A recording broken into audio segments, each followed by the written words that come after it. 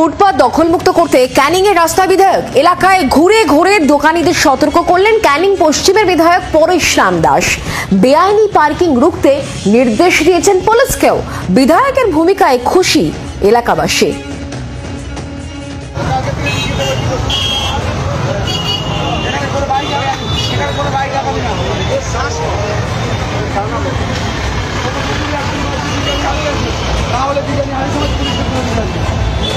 ইনি ক্যানিং পশ্চিমের তৃণমূল বিধায়ক পরেশ রাম দাস।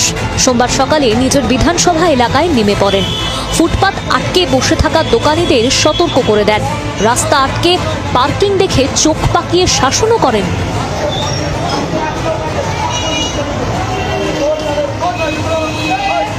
ক্যানিং বাজার এলাকা যানজট মুক্ত করতেই এদিন রাস্তায় নামেন বিধায়ক।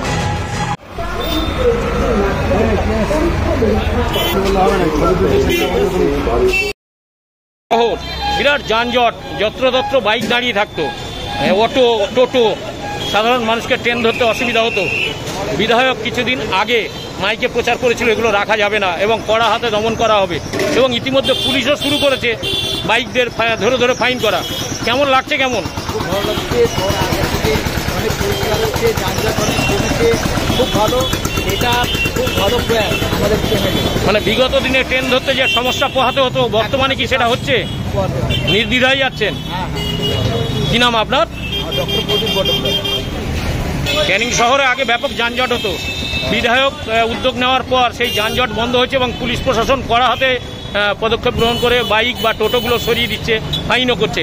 কেমন লাগছে? কেমন? আগে স্টেশনে যেতে কি দুর্ভোগ পোহাতে হতো? স্টেশনে যেতে কষ্ট হতো আগে? কষ্ট হতো।